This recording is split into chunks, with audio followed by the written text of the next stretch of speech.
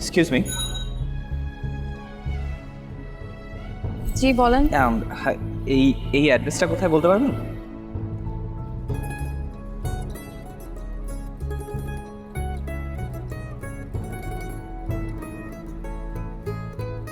এই অ্যাড্রেস আপনার কি দরকার? আমার একটা বিয়ের দাওয়াত আছে, না আমার বেস্ট ফ্রেন্ডের বিয়ে। ওরকম কোনো অনুষ্ঠান করছে না, বললো যে দেখতে গিয়ে বিয়ে হবে। তো আমার 5টার মধ্যে যাওয়ার কথা। এই অ্যাড্রেসে গিয়ে আপনার কোনো কাজ নেই, আজ বিয়েটা হচ্ছে না। ধরেন। কেন? কারণ কনে বিয়ে থেকে পালিয়েছে, তার বিয়েতে মত নেই। আপনি কিভাবে জানলেন? কি আশ্চর্য, আপনার আমাকে দেখে কি মনে হচ্ছে?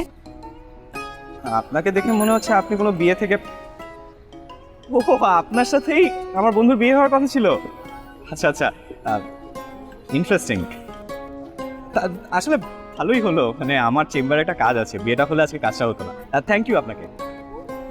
অদ্ভুত মানুষ তো আপনি। আমি বিয়ে থেকে পালিয়েছি, আপনি অবাক হচ্ছেন না? অবাক হওয়ার কি আছে? আপনার বিয়েতে মত নিয়ে আপনি পালাবেন, এটাই তো স্বাভাবিক, তাই না? আমি বিয়ে থেকে 3বার পালিয়েছি। একবার তো আমার বিয়ে হয়েই যাচ্ছিল, কাজী সাহেব বললেন বাবা বলো কবুল।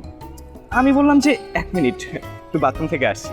বাথরুমের কথা বললে 3বার বিয়ে থেকে পালিয়েছেন কেন? মেয়ে পছন্দ হয়নি? না না না, মেয়ে তো খুবই পছন্দ হয়েছে, খুবই সুন্দর, দেখলেই বিয়ে করতে ইচ্ছা করে। আসলে জানেন, আমার এই একটা আফসোসের কারণেই রাতে ঘুম।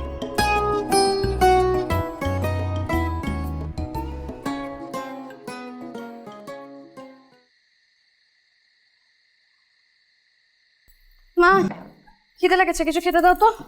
সারাদিন কিছু খাইনি, বিয়ে খাবার দাবার বেঁচে গেছে না? সবই তো বেঁচে গেছে, দেখছি খাবো। থ্যাংক ইউ মা। তিথি, কিসের থ্যাংক ইউ? এবার বাসা থেকে পালিয়ে গেলি, কিভাবে পারলি? আমাকে ভুলে যেতি, সবার সামনে কিরকম ছোট হই। তুমি কি পাগল মা? জানিয়ে গেলে সেটাকে কি পালানো বলা হয়? ও, তাও তো। আচ্ছা বস, খাবার দিচ্ছি।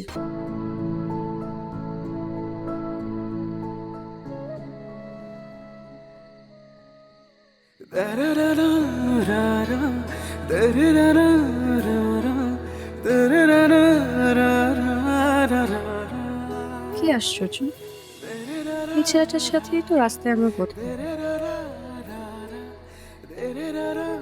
সেটা আমাদের মিথ্যা বলবে কেন যে আজ তার বিয়ে হয়েছিল?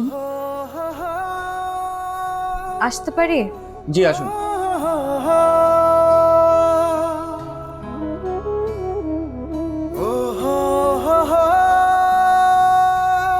বলুন, কি সমস্যা আপনার?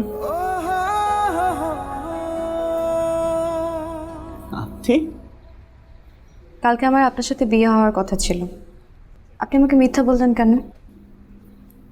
আপনার সাথে কথা বলতে ইচ্ছে হচ্ছিল, তাই একটা অজুহাত বানিয়ে নিলাম আর কি। আর আমি যে বিয়ে থেকে পালিয়েছি, আপনার আমার উপর রাগ হয়নি? রাগ কেন হবে? আপনার বিয়ে করতে ইচ্ছে হচ্ছিল না, সাহস করে পালিয়ে গেছেন, এটাই তো ভালো। উল্টা নিজের ইচ্ছার বিরুদ্ধে বিয়ে হলে সেটা খারাপ হতো।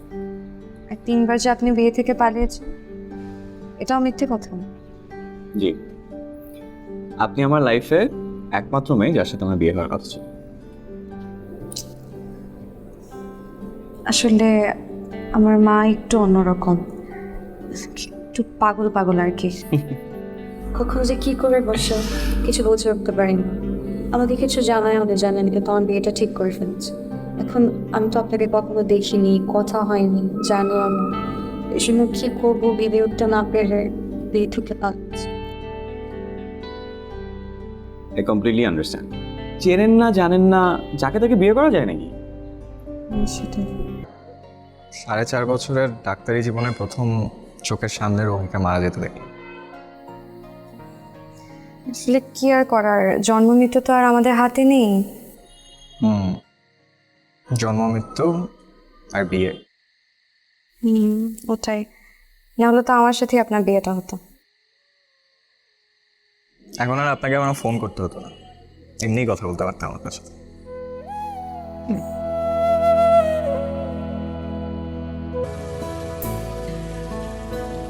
আপনিও একটা ওষুধ খেয়ে নিন, প্রেসক্রিপশন লিখে দিব। ওকে ডাক্তার সাহেব।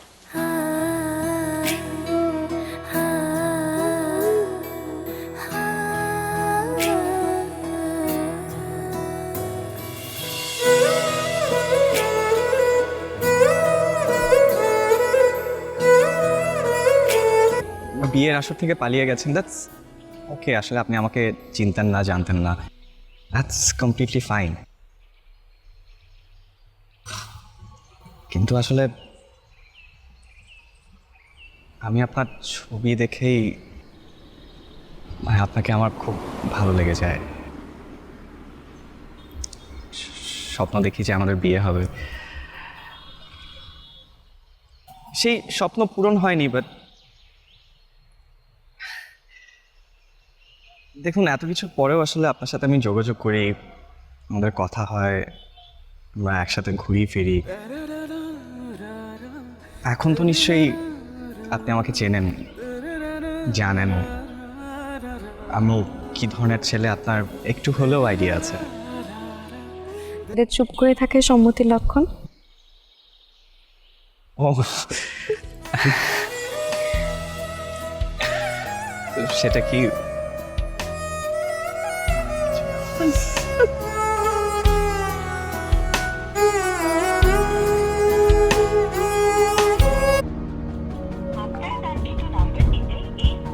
চিলি কে মানে জানেন না? আপনি কি এর কাবিন করাইতেছেন, কি এর বিয়ে করাইতেছেন? পোলাই তো নাই। পোলা নাই মানে কে জানেন না? কি করে রে ভাই, পোলা নাই বিয়ে করাইতে আইছে। সাথে না দেখেন